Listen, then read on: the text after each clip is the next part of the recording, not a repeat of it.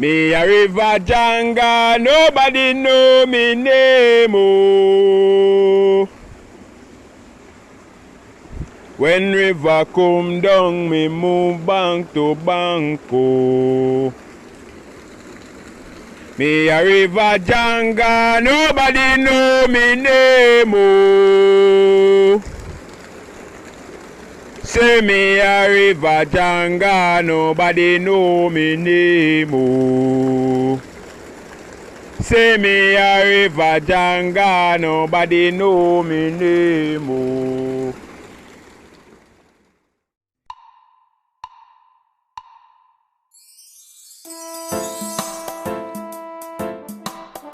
Yes, I. Greetings from the authentic Kumina village. Welcome to our podcast. My name is Mwalimu, and you are listening to This is Kumina. It's a part of the Voices of Jamaica podcast series made possible by Alpha School of Music with support from the U.S. Embassy Kingston. It is a part of all indigenous culture for there to be an oratory, musical oratory, passing on of knowledge. A lot of the life and times of indigenous people are really captured in the music of the people, in the cultural, musical practices of these people. That song entitled River Janga, it speaks to resilience of I and I as a people. The River Janga is considered a very mysterious creature, is also a very resilient creature because the River Janga is a creature that swims upstream, is always swimming upstream, never downstream. So even in challenging and trying times like these, it is very important that we go within and find our inner River Janga. River Janga continue to live on to the point where he has outlived every other creature around, and those who now exist along with the River Janga. He has outlived all of who was within his time, and now nobody don't know the name of the River Janga. So that's what that Kumina song really speaks to, resilience. So for a little background, I'm head of communication for the Authentic Kumina Village, which is a community-based organization based out of St. Thomas, Bath in St. Thomas, more specifically the Rockbrook community. That's where we are based primarily. The community was organized around a common interest of the individuals involved, teachers, practitioners of Kumina, students as well, to preserve and also to restore the practice of Kumina as an integral communal practice within the wider community. We've seen where over the years, the Kumina culture has been widely misrepresented and also mispresented. So today what we see being called Kumina is merely just the grouping of people, primarily at events like a wake or what we call a dead yard, using Kumina drums, drumming and singing Kumina songs. And this in and of itself is not a representation of the authentic culture of Kumina. Kumina is originally practiced as a way of celebrating different aspects of the culture of the people, and also there is, more importantly, a spiritual, religious aspect to Kumina. So what we see being represented today as Kumina is not a representation of the authenticity of Kumina. So we're on a mission to keep this culture alive in its authentic form and to keep it as undiluted while we go through this process. So what is Kumina? Well, Kumina is an African-influenced cultural expression that came to Jamaica during the 1840s to 50s, which is the post-emancipation era. So during this time, the practices associated with Kumina came along with the indentured workers from Central Africa, more specifically from Congo. So the practices of Kumina in its entirety are based primarily on spiritual and a spiritual connection to life elements through expressions such as drumming, dancing, singing, and also an interaction with practitioners in traditional herbal medicine for healing and healing at different levels. We'll expound on that in detail another time because that's a very extensive topic for discussion. That in itself is one of the reasons why Kumina is widely misunderstood, and there is a lot of misrepresented information surrounding even the spiritual and medicinal practices of Kumina. So we are going to expound more on the most popular expressions of Kumina, which is the musical aspect of Kumina, the dancing as well. So the main expressions that you'll encounter in Kumina are drumming, dancing, and singing. So the drums in Kumina are the most influential and the most pronounced element of Kumina. Kumina rhythms have heavily influenced the rhythmical structure of music that we know today as reggae and dancehall music directly. The dance element of Kumina has also played a major role in influencing Jamaican dance culture. A whole heap of the dance moves that we see being expressed over the years up until today are dance moves that are literally remixed versions of Kumina dance moves. The songs of Kumina as well has also influenced the musical culture in Jamaica and has also influenced other religious expressions of music. Namely, what comes to mind immediately is revival. Revivalism came directly out of Kumina. So Kumina songs are separated into two different types of songs. They are what we call bailo songs, B-A-I-L-O songs, bailo, which are sung in Jamaican Creole mixed with the native language that we hear being expressed in Kumina. And these songs are used in a more casual setting. So for example, in a celebratory type of Kumina session, or a session that is meant for entertainment. The other type of Kumina songs are what we call country songs. So country really refers to songs that are being sung in the native tongue of the country that Kumina derived from. So while the songs are not Kikongo straight through, the songs are influenced primarily by the native language of Kikongo, which is of African origin from Congo. So these songs are used in a more ritual-oriented type of Kumina ceremony. For example, a healing ceremony, whether it be for spiritual or even just physical healing. So what you are hearing being introduced here is a country Kumina song that was recorded at one of our monthly educational Kumina sessions that we host at the end of each month at the authentic Kumina village.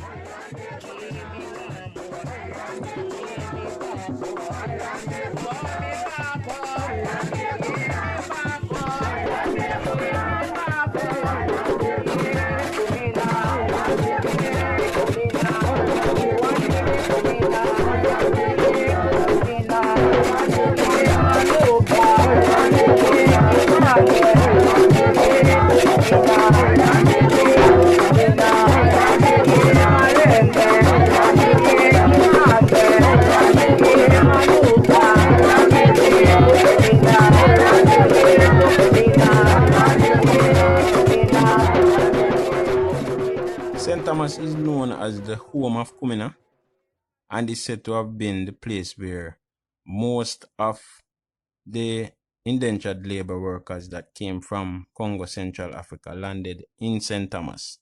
So as a result, there has been a strong expression and retention of the practice of Kumina in St. Thomas. Other parishes such as Portland, Kingston, and St. Mary also plays a role in the preservation of the practice of the Kumina culture, but St. Thomas is really the home of Kumina. So at this point, I'll be having a conversation with one of our teacher practitioners of Kumina, my brother, Linval Walker, who has been a practitioner and teacher of Kumina for almost 30 years. Linval was born in Port Morant in St. Thomas and was formally introduced to Kumina as a teen. He was fortunate to have been a part of one of the most prestigious Kumina groups ever to come out of Jamaica, the Port Morant Kumina group. And this group was led by what we know to date as being the last Kumina queen, which is Miss Bernice Henry. So this group was led by Miss Bernice Henry. Miss Bernice Henry was presented an award by Prime Minister at the time, Edward Seaga. This is one of the most prestigious groups to come out of Jamaica, most prestigious Kumina groups. This group also traveled extensively, presenting Kumina globally. So Linval received formal music training at Alpha Boys School, interestingly, and also taught a Kumina class at Edna Manley College for a few years. We get right into it. Give thanks. Welcome, Linval. Melem. Mean how they do. Yes, sir. Morning. Yes, sir. How they do. Yes, sir. This is Kumina. So, you're born in St. Thomas. St. Thomas is really the center pole for the practice of Kumina in this Western Hemisphere. Mm-hmm. So, at what point did you start having experiences, or what was your initial introduction to Kumina? Well, Kumina fascinated me from was a little boy in St. Thomas, a little youth in a St. Thomas where through the way the place quiet, like anyway they play, you can't stay all 25 miles a year. It's a play in a Portland, and when they were there, in the hours at night, you can hear the band travel. Right, the sound of the drum travel distant. This was what age? In time I'm around 12, 13. Teenage, early teens. Yeah, man, 12, 13. This will start go around it them time, but me I hear it a long time and I hear things about it and see it in my district when people there, but me never used to get it stay out till morning or, overnight, Right. Then we there. As a young youth. Yeah. But by the time I catch 14, 15 now, we start literally run away. I just left early. Right. And got my family in school, they made up a bath. And next morning before me reach home. Okay. Yeah, but after doing a couple years of that, I leave to Kingston now. Right. I went to Alpha Boys School. Right. Mention that. Yeah. And they Alpha do some music, and then still, even when we get to the day, I sent them the same way. So you did formal music training at Alpha Boys School? Yeah, man. Yeah, man. And you said during the holidays, you went back still home there. to St. Thomas? Regularly, I sent them same way, man. Same way, and start get into it now, like when me a 18 now, me start to play the drum. Me used to fool around the drum from the younger age, but I heard it like 5 o'clock. Nobody that did it. I just too little youth try them things. So we need to get no singing and no good great at playing, and the music never right, but we get to play the drum. Right. So what a lot of people experience as Kumina is going into a dead yard or settings, and you have Kumina drummers that are performing so-called Kumina. Separate and apart from that kind of presentation of Kumina, what type of scenario would a Kumina session or a ceremony be conducted? All right. We can tell you from my experience with Miss Bernice. Right. We play a birthday party. We play a weddings. Right. With the upliftment coming up. Right. Heal people with the coming up. So basically you're saying you have a different type of setting in terms of a Kumina for an uplifting or an upliftment. Yes. Kind of ceremony, whether it be a wedding or a birthday party or some type of celebration or a healing ceremony as well, because that would come under the upliftment heading. Then there is a more spiritual side of Kumina, which is by and large what is most misunderstood and has been misconceptualized and misrepresented as well in terms of what that really entails and what that is.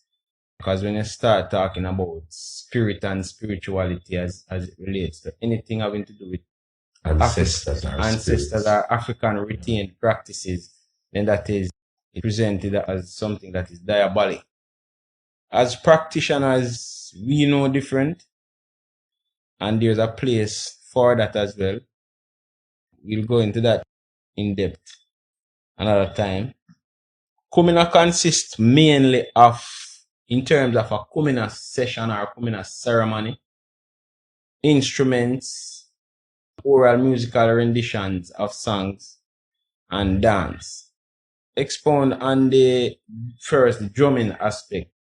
What is the role of drumming in a Kumina ceremony? The drums now, what we call notes and bars and phrase, that's the language. So if I should be playing and me have my dancers, them, the drum tell them when to turn, when to stop, they know how much turn, and we not talk because the drum automatically, the music, the timing of music make them know. So there's a communication between the language from the drum, as in the actual playing of the drum. And also the song. And the song in relation to the dance. Yes, so the playing cast take the lead and play all the notes them. You tell the dancer them which move to do. You tell the singer when to break or when to start. So the playing cast, which is one of the drums, does that. Yes, and the both drum, the band will have to be a ram goat skin, and the playing cast have to be a she goat skin. Right, so the skin will cover the band. Is a ram goat. It's a ram skin, ram goat. Have to be. Have to be. Must be. Right. And the playing cast must be a female skin. Interesting. Yeah, man, the balance, you know.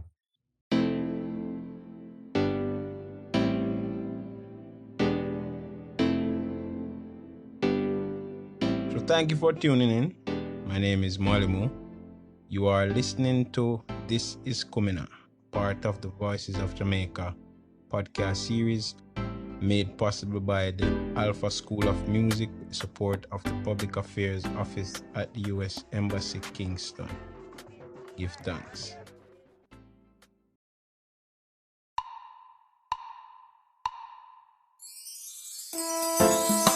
For more information about the Voices of Jamaica and the stories they tell, please visit the Alpha School of Music website, alphamusicja.com, and click on the Voices of Jamaica link.